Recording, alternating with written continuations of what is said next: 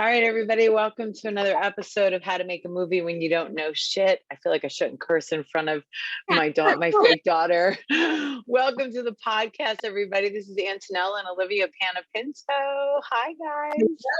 Hello. So do you go, as I know in the film, you went by Liv. Do you use Olivia now more or? Well, I introduce myself as Olivia, but I always tell people to call me Liv. Okay. Nice. That has kind of inspired that too, right? Yeah. Because before that, everyone was just calling you Olivia, and then Liv And then on the film. Yep. And then on the film, it caught on. That's great. Well, we have a lot to talk about. But first, I kind of want to get an update. So when you filmed the movie, you were how old? 7 years old, I believe. Mm-hmm. Yeah. 7 years old. And before you before you got on this film, what was your experience? Were you somebody who really loved movies? Did you always want to be in movies? Well, it was my dream ever since I was 2 years old. I have a passion for it and I love it. And that's my dream career. So I've always wanted that. So that's why you were so natural. You knew that, Antonella, early on, she wanted to do that?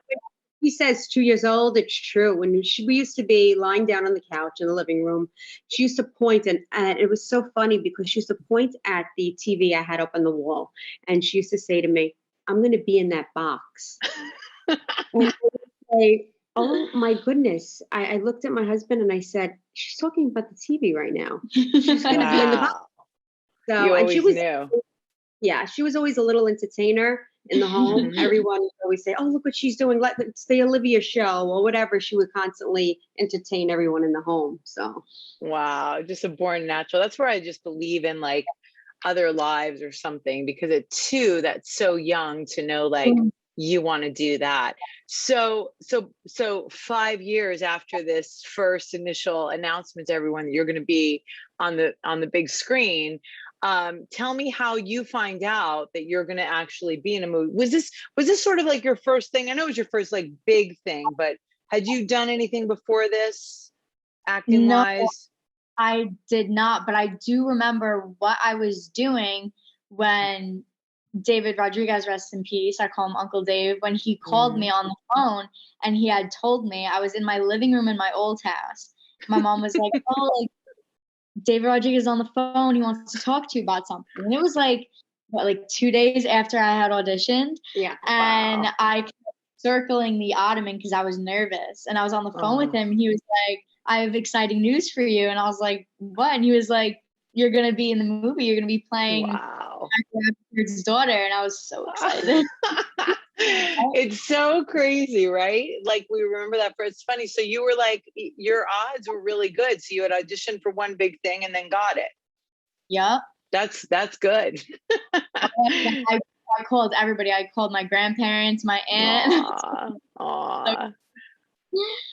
And then, so you have two other sisters. Do they have the same interests as you? Were they sort of excited for you, or did they feel, was there some jealousy? Oh, she's going to be in the movie and not me? No, they were very supportive, which is what I love about them. My oldest sister, well, we all started to get into the acting ring. We all wanted to start that career. And my oldest sister pursued it. She was in a movie called Checkpoint. Mm-hmm. And my middle sister, also older than me, she didn't pursue it. It didn't feel right to her. She didn't want to, but my sister loved it too. She loved it too. Okay. So now you get on set. What was your first day, my first day, when we were in the deli? Yes. And yeah. So that was an exciting first day. We just had Mario on. I don't know if you guys still talk to Mario, but yes, yeah. We just had him on the podcast and he's hysterical, as you know. And we were talking about how it just kind of felt like we just sort of infiltrated this neighborhood and you guys became our family. I remember saying to my daughter, I think it was you, me, and Kim, rest in peace, went out to dinner or lunch or something. And I was like, this should be my life. Like, I should live here. Like, I'm on the wrong coast. I need to move to Queens, you know, like these are my people. This is like, it felt so natural. And then, and I don't know if you knew this or not, but I was sort of studying you and picking up Antonella, your mannerisms and stuff, so I could play Michelle. That was, I didn't know that at first, but you did say that after, when later on, when you were filming and you were doing another scene with Olivia. I think it was in Kim's home in the kitchen. yeah, And you mentioned that to me, and I said, "Oh, wow!" So that was, yeah. I thought that was funny. But you're absolutely right; it did become like family. They say, you know, when you watch a lot of behind the scenes and films and all, everyone says that the crew becomes a family. But in our instance, it was so true, because we really, I felt, we really all developed a relationship where we were in, you guys and the crew were in our actual home. Yeah. And Eating your we food, right? yeah. So it was awesome. So we actually did develop, I believe, more of a family than normal. Yeah. I mean, your in-laws were cooking food. I'll never forget Yeah. Michael Rappaport like laid down to take a nap because your mother-in-law had made like some, I think it was like, you know, pasta and peas or something. It was like very carby. He just Oh, yeah. passed out in the room, and then we had to shoot this like long. They woke us up, they brought us to set, and we were just like silly the whole day because we were you know, we were punch drunk. We were like Everyone had food coma. Yeah. all that food coma. So that was your first day. So the first day in the deli with us, what was that experience like? I mean, you, can I just say this about you? For someone who like, this was your first big like role and your first film, you were so professional and never complained, never a problem, never not knew your lines. I mean, you were just on it. I was super impressed with you. So I want to say that first of all, because for 7 years old, and to have the amount of dialogue that you had, and to be in scenes with Paul Sorvino, Mike Rappaport, I mean, heavy hitters, you know what I mean? This wasn't like community theater. You weren't like in the Christmas play at your school. This was like big stars, right? So what was that first day like? What do you remember from that day in the deli? Well, I remember when we were filming the scene, I remember sitting on the counter, and I think it was probably like the fourth take. It was early on. Michael Rappaport had lifted me up, and there was a bunch of like meats and cheese hanging on the ceiling. And he actually lifted me up to the point where I hit my head on the cheese, and they had to stop the take. And I remember that. Everybody was like, "Oh my God, is she okay?" And I was like, "I'm fine." And we just continued it. Everything's so dramatic in a movie. It's like, get the meat and cheese down. Someone's been injured. Take it down. But it was, yeah, it was spontaneous, I think, what he did, right? Yep. Yeah, Everybody was saying, take it down. They were like, "We don't want it in the cut anymore. If that happens again, we have to continue." That was great. Yeah, that was the first day. I remember that. And it was just so natural and spontaneous. And I think there's a line that he kind of throws in, something about like going to work with him, or you're going to go to work with him, and you're high-fiving all the deli guys. And it was just, yeah, it was very, very natural. So you were great. You were great in it. Yeah. So there's some pretty heavy content in the movie, you know, about Mr. Joe being a mob guy, you know, getting killed. I mean, there was that scene where you and I had to like run from across the street, and I had to grab you, and, you know, we see Mr. Joe dying and all that emotional stuff. Were you, I mean, how was that for you? Were you like preparing for that behind the scenes, that kind of emotionality, or what? Yes, that was very exciting. The whole dramaticness of it all. That was probably my favorite day filming, Yeah, because me I was too. excited to portray that and act like something very serious was happening. It was a lot of fun. Yeah, it was. And it was hard because we had to run across the street. I remember that. We had to like run across the street, and it all happened really fast. And I remember Dave was like, "We got it." And I was like, "That's it? We got it? Like, can I see that take? Because I don't know." Right? It happened so fast. We were like, "Wait, that was it?" And then it was done. So, yeah, but when I saw it back, I was like, I felt that. I felt that, you know, emotion from you and me for sure, the shock. of everything. Is there something that sticks out to you as like your like what did you like the most about it? And then what was like something that you were like, that was not as fun as I thought it was going to be, or was there a Well, downside? it was all exciting to me, so I really didn't like feel upset about anything about it. But I loved how it was in my hometown, and it was exciting, like seeing all the acting trucks and having to Yeah. film on like at the park that Yeah. I grew up in. It It's was crazy.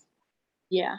It's Yes. crazy. It was totally in your neighborhood. Everything was in your neighborhood, and I mean, your whole family's in it, right? I mean, at some point, your whole Yes. family gets on camera, right? Right? And Yeah.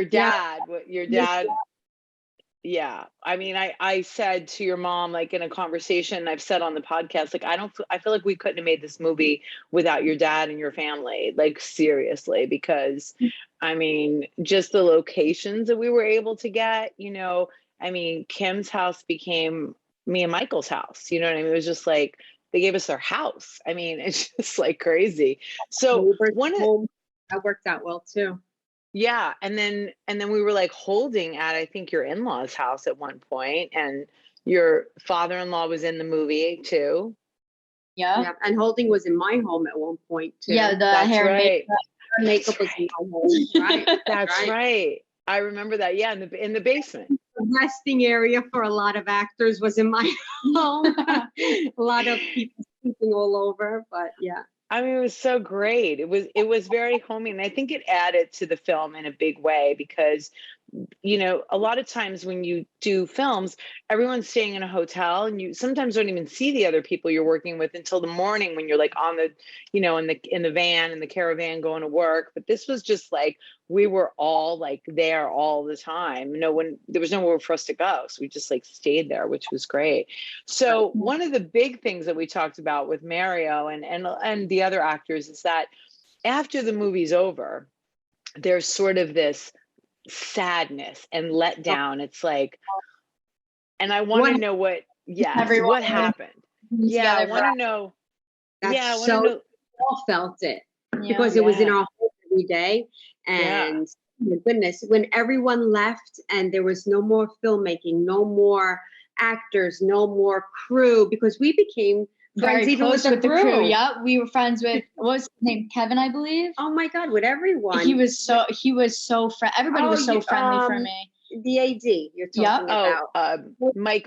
There was Mike Metter, and then Ethan, and Ethan. Yes, Ethan was very so friendly, and even Mike Metter and his daughter. His daughter, went on Facebook after that, but that initial, like you said, when everyone is at your house for all of those weeks, and then all of a sudden one day they're all gone, poof, it's like, wow, you do feel that emotion, that sadness, like, oh wow, this is over. We all had a great connection. There's no more movie making. There's no more people coming every day. There's more, Yeah.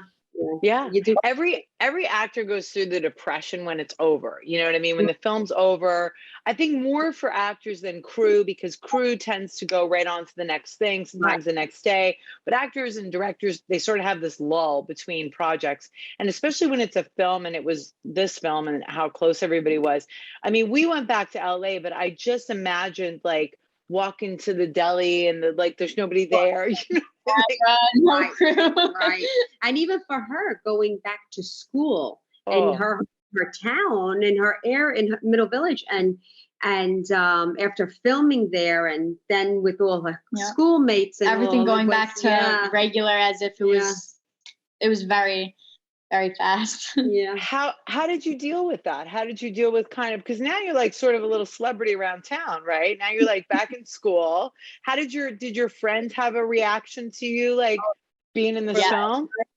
Yeah, it was all exciting. All my friends would be like, "Oh my God, you come up if we Google you. Your face is everywhere." And we had like a almost like a town newspaper, the Juniper Berry. Oh yeah. And I was in a little section of it, and they would hand it out in school, and everybody was going crazy and handing it to me like, "Oh my God, what did you do?" Yeah, that was cute. That's so exciting. So how do you deal with like getting back to regular life after? Because I think everybody went through a depression, a little bit of a dark period. it was very upsetting, you know, being from all excitement, all the new things I was going through, and I loved it, and I just missed it a lot. Yeah, you just kind of want to like get back to it and do it. And then Yeah. some months passed and you guys didn't come to Seattle, right? When we went up to Seattle for the film No. festival. Okay. So that was the first thing we did. 'Cause I was talking to Mario. Mario went up to the film. He was there at the film festival with us. But then we did a premiere in New York. And no, but we went to Yes. LA. There was a premiere in LA. We Oh, Yeah. went. you went to Holly Shorts. Yeah, well, That's that right. was great. Yeah. Oh, that was amazing. And That was I mean, at Man's Chinese Theater, we're like the featured film. You and I Mhm. walked the red carpet. I remember that. amazing. Was that like that was your first red carpet? Yes. That I'll never forget that experience. I was so excited, and I was very nervous, but I remember you coming up to me, and your daughter was there, I'm pretty sure, and she was Yep. she was amazing too, and her Yes. boyfriend was there at the time, Yep. and they Yep. they were very great. They Yeah, were her great. boyfriend was like literally a little starstruck because they had just started dating in high school. And then she's like, my mom did this film. You might want to come and see. And then he was like, what? Your mom's walking the red carpet. You know, it's funny. And yeah, but you were a natural. I mean, you might have been nervous, but you were like answering questions. Like it just felt like what you should be doing. Yeah, posing and all. Yeah, she was taking it all in. Even he was 7 when you filmed Mhm. the spring in April and May, and she turned 8 in June. So Wow. yeah, and Yeah. what one exciting part for you was when we were there at the film in LA at the Oh, short film festival, and we were walking out, and I recognized a celebrity who she loves happened yes. to be watching her in the film. So tell her that Well, story. me Who and my was it? me and my sisters walk out, and we would watch him on Disney Channel in Another Cinderella Story with Selena Gomez, Drew Seeley. And when Mm. we noticed him, we were like, what is he doing here? Like, he had the Once Upon a Time in Queens necklace on, and we were like, oh my God. What? You're like, He was, what? he was a sweetheart too. My dad called him over, and he was like, I'm your biggest fan. And it was, You said to him, I'm your biggest fan, and he Yep. said to you, no, I'm your I'm biggest your fan. biggest fan. It was so sweet. Wow. Yeah. It's like moments like that you can't even. Yeah, I love that whole, because that was like, it was sort of like bringing the film that we had done there back to where I was living, so everybody, because my daughter, all she knew was I was gone for 7 weeks. You know, it's like she had no idea what I was doing, and then to see it on the screen and be like, well, I remember when we did the one in New York, I took my dad and my aunt in the limousine from New Jersey and took them, and they were like all excited, you know. And my dad leans over to me in the film, and in the middle of the film, he goes, "You're in this a lot." It's like, Oh, yeah, Dad. So character, Dad. Yeah. yeah, it's like, Oh my goodness. yeah, because he'd only seen me, I think, do like, you know, little things I did on TV. It was like one scene, you know, so it was like, wasn't in the whole show. It was like Married with Children. It was like, there I was, and then I was gone or whatever. But this was like over and over. So he was excited. It was cute. So that premiere in New York, now you have your family coming to that. Is that the first time some people had seen you on the big screen? Yes, I invited my friends at the time, and they were excited to dress up, go to a movie premiere. You know, at that age, everything was so exciting, and it still is. God. Yeah. I imagine it's just like to be 7 years old and invite your friends to your movie premiere, and you are in the film a lot as well. Like, you know what I mean? You have a big part in this movie. Like it's a pivotal role. So tell me about working with Paul Sorvino. I mean, that had to be some. Now, did you know who he was, or because he's an older actor at 7? I don't know, but were you familiar at all? Because a lot of the roles he's done, you probably at 7 weren't allowed to see, right? Goodfellas and. Well, in our family, we were allowed to see certain parts. my kids too. It was like, there's Italians in it. You got to watch it. You know what I mean? Don't say those words. You know. It was exciting because my family knew who he was, and they would tell me like, these are big actors you're working with. Like, this is a very exciting experience for you. And he was very nice. He would laugh and joke around on set, even with my family. Yeah. It was. He would sing. Yeah, he would sing a lot. A lot of singing, a lot of singing. Mm-hmm. A lot of singing on set. A lot of singing. Bauer, he was another Yes. actor. We became so close with that. We call him Uncle Steve now. Yeah, they've been calling him years now. Yeah. It's crazy. It became, it literally became like family. So you have a scene with, you have a couple of scenes with Paul Sorvino, but what you have like a one-on-one where you guys are in whose backyard? Is it Kim? Was it? Oh, rest in peace. Yes. Yes, Kim's backyard in like doing some gardening or whatever. So tell me about that. Like the night before, are you like in the kitchen running lines with your mom and dad? Like what is that process like? Yes, the script was completely different. I remember that. The day of it was changed. Yes. Her lines. And I remember. Uncle Dave, rest in peace. I call him Uncle Dave, but David Rodriguez, he came up to me in the morning. He was like, "We have a new script for you. Like, you have to your first movie, and you got script changes." Aye. Exactly.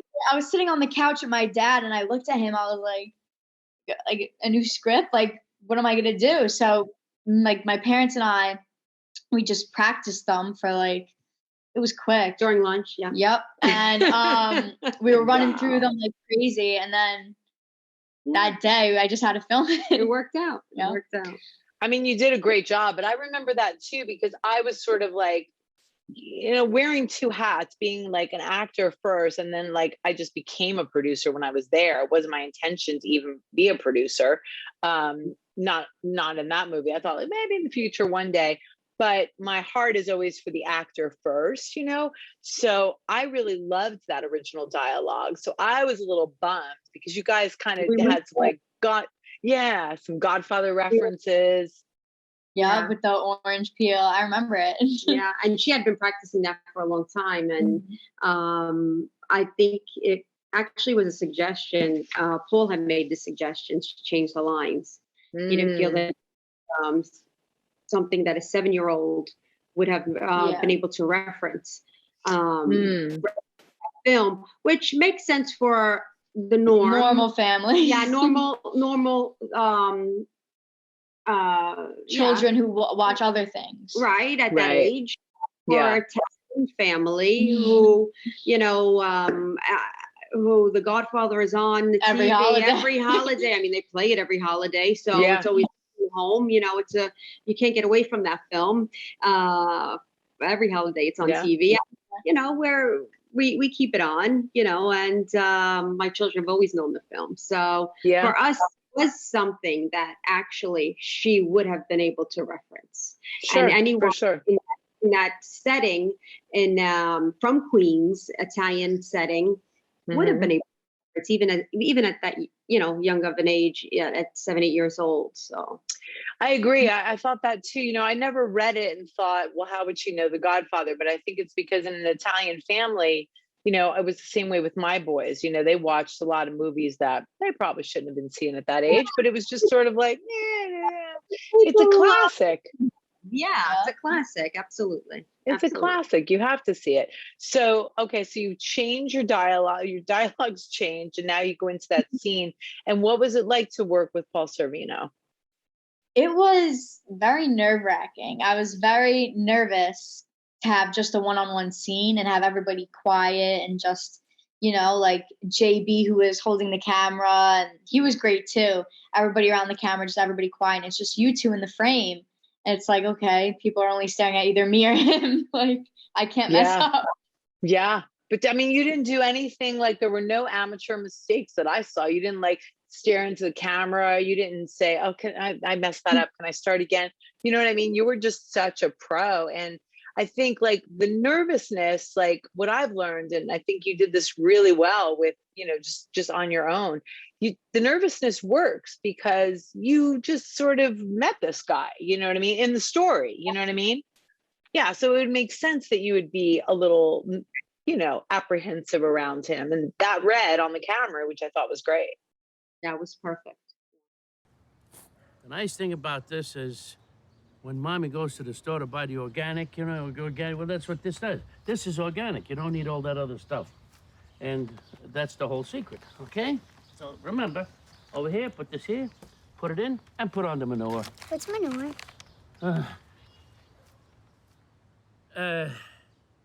Well, it's cow.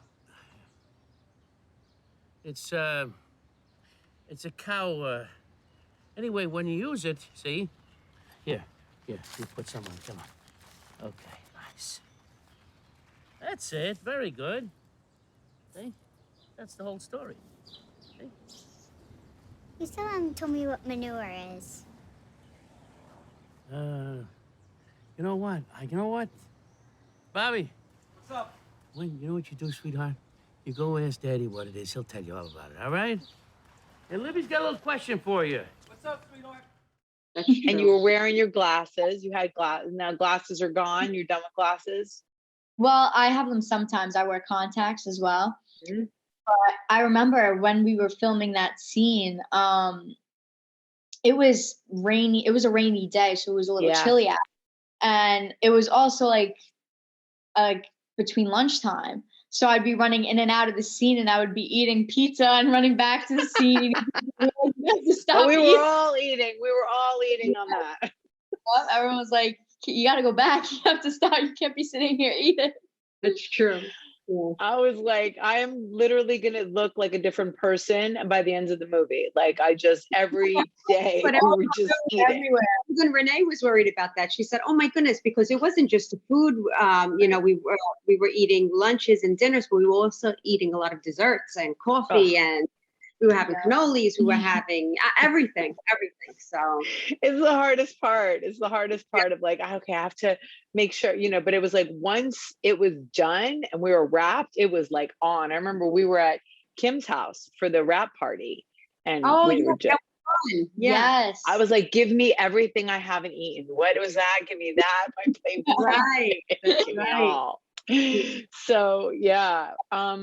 But yeah, you did a tremendous job. I remember we wind up putting like a jacket on you or something. You had on like this little cute outfit, but it was so cold. Aren't you like doing the gardening wearing somebody's like overcoat or something? I was wearing my grandfather's jacket because I kept saying I'm cold, like it's cold out. Because if I remember correctly, Paul Sorvino had a leather jacket on in that scene. I believe. Yep. I was wearing a thin like little shirt, and I was like, I'm cold. So they just wrapped that and sent me out. It was cold. And then when you saw the movie because I know like for me, so I saw it the very first cut. Like we went to Dave's apartment. I want to say it was on Wilshire or something, that apartment that he had. We went on that apartment and I watched like the very first take.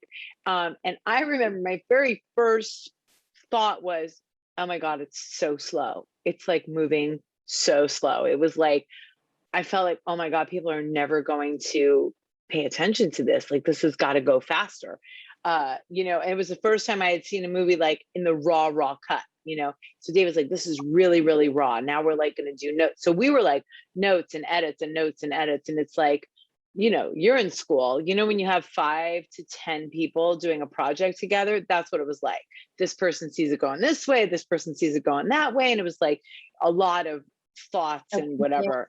And then you bring it back and then you watch it again. And then you bring it back. So that was our process. What point did you get to see, did you see a rough draft? Like, did you see it early on? Well, I didn't actually, but I do remember actually sitting down to watch it. And I'm pretty sure it was the first time you saw it. Yes, it was at one of the premieres. Okay. We had seen a rough draft that Dave had sent us, and we had seen it on the computer. So my husband and myself. What did you think when you guys saw it? And you can be honest. When you first saw it, what did you think? You felt it was very slow pace, and it seemed a little dragging, But then, I mean, that's it had to go into a lot of editing, and the music still, the music changes everything. Yeah. And so we did watch we wanted to mention something very, very, very important in our hearts. Yes. Did you want to mention it, or do you want me to say it? Today is a very special Oh, day. Today is David Rodriguez's birthday. I knew that. I wasn't going to mention it because I didn't want to say anything that was going to make you emotional. But Yeah. I thought how special that, I mean, he's so here. I just feel him all the time. I just feel him like, he's so alive. We didn't know when we first, discussed this date. Yes. No, I didn't know either. I didn't realize that it was going to fall on. I think the whole, it all came into play, and I believe he has a lot to do with it, and I believe he is here with us, and he wanted us to do this. So for sure, it's just such a cool day that it's his actual birthday, August 18th. Yeah. So I feel, so crazy, very emotional today. We're very emotional today, and we miss him deeply and love him deeply. He was a brother for me and my husband. Yeah. I mean, your guys' connection was family. It was just, you know what I mean? It was brother and sister kind of relationship. And I want to talk about that. It's funny because my brother-in-law's birthday is the same day. So the guy that financed the film and was the executive producer, it was interesting. They had that connection right away because they were born on the same day. It was crazy, just crazy coincidence. But yeah, I was on Instagram and saw the post and about his birthday. And I thought, that's not on the same. I'm like, oh my God, it's the 18th. And then it was just like, oh my God. And yeah, we were just like, what day? Tuesday, what's better, the weekend? Because originally we were trying to do it on the weekend. Then we're like, Wednesday. But that kind of stuff, you just can't, like, that's just, that's from beyond here for sure. Yeah, I believe that. Yeah. And I say, like, with Dave, I've worked with, quite a few directors. This is the first director you've worked with who's like an uncle to you, you know what I mean? So you have that. But what I think one of his major strengths in directing was that he really just allowed the actors to be free to try different things and try it different ways and be open and all that. How was it being directed by him? You know him, right? He's like family to you, and then he's like your director. Well, he would always pull me aside and give me advice and pointers on, how it's going to be, what to expect, how I should be with people. And he was just amazing, an amazing person, and probably the best person to have as your first film. Like when you're going through something like that, he was like a father to me too. At that, his children were friendly. Like we became close with them, my sisters and I, and it was just amazing to have him as that person to be my first director. He was very talented, very, very talented. And it's funny because the script that I got originally, your character was a boy. So I thought we were going to New York to find a boy. And it was like, and I said, I don't know, Dave, I kind of have it in my head that he's going to be like a little junior, I pictured like a little mafioso, but a little, starts dressing like Uncle Joe or something. He's like, you have to just Liv, just meet. And the minute we met you, we were like, that's a kid. No, that's a kid. That's gotta be the kid in the movie for sure. Funny because we were, when I say we, my husband and myself was such a big part of the film as well, that we saw that it was a boy's role and he wanted a local boy, so it could be more authentic. And, when he really got to see, when he saw Olivia, nothing was ever suggested that if Olivia would be in the film, never, ever. It wasn't even a thought, wasn't even a mention. But when Renee saw her, and she said, oh my goodness, David, she should be the little child in the film. And when he was watching her and the way she was in my in-laws' house and in my home, he said, oh my goodness, you're right. And he changed the entire role from a boy to a girl for her. For you. Because captivated by, they both were so captivated than you all were when you got to meet her and see that, you know what, this kid is right for the role. 100%. I just wanted to point that out. She was never, ever, ever thought to be an actor in the film. So it just happened spontaneously, and she did have to audition for it. He said, "You know, shot. Yeah.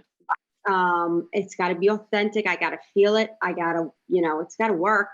And of course, this is a big film, you know. And when she auditions, he was like, "Oh my goodness." He's like, "I got to be the one to tell her." That's when he explained that he called, and that was amazing.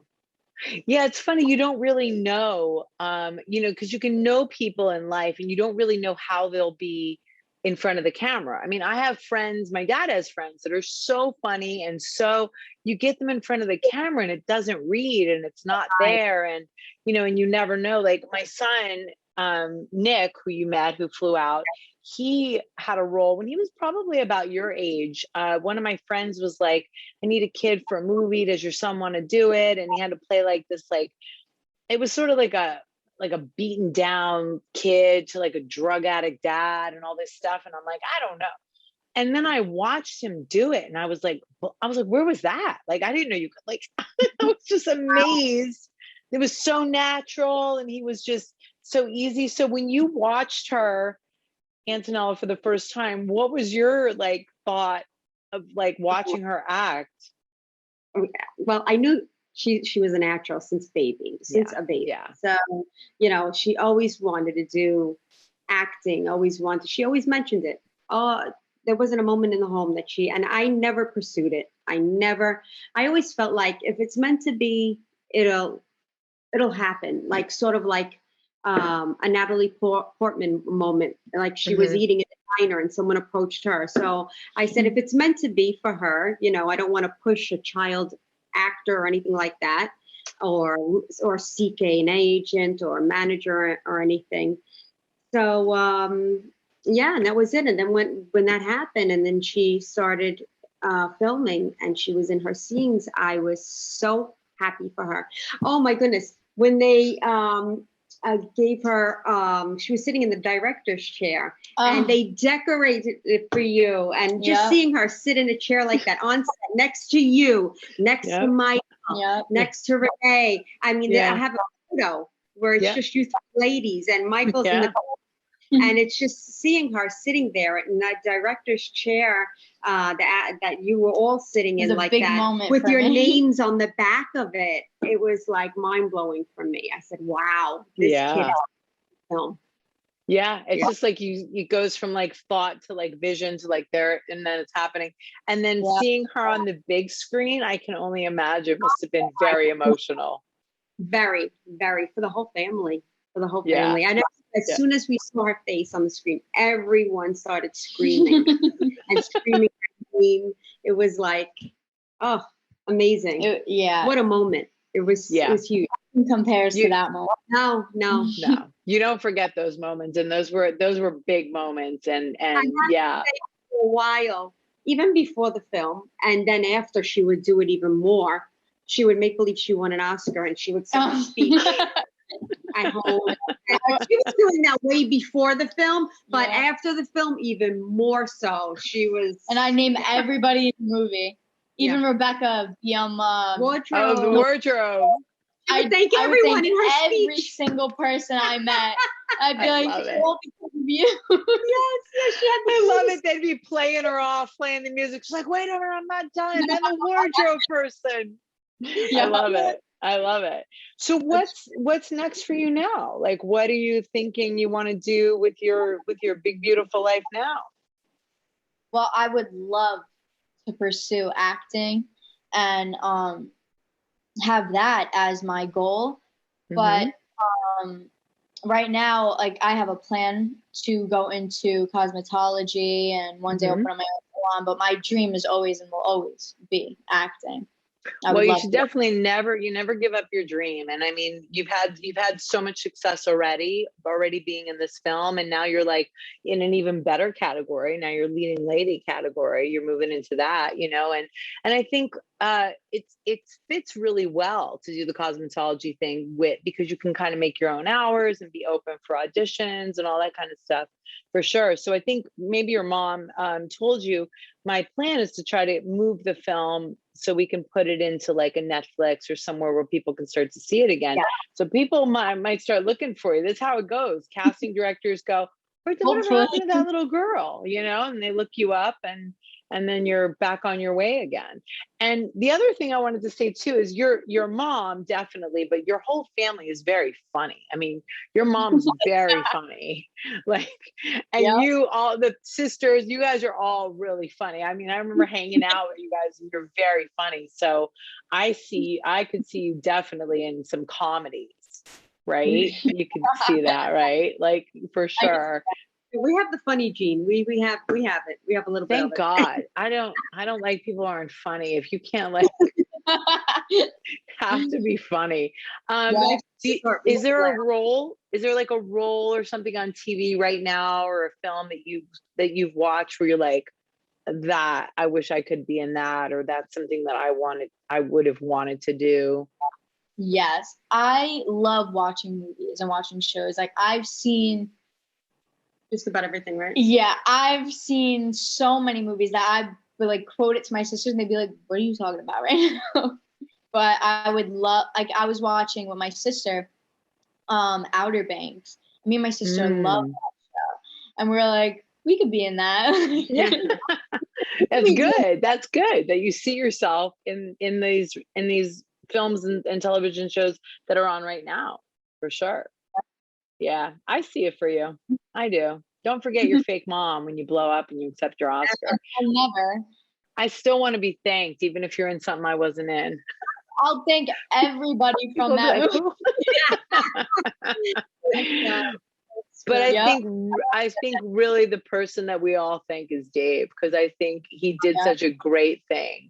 And I think about him writing this story, pursuing the making of, I mean, this was his passion project, because I mean, I heard about it through my dad was doing a stage reading of it years ago. And so it's just like, it's funny how all that like kind of came together and became this film. But it definitely was such a beautiful story, and the whole experience was so great.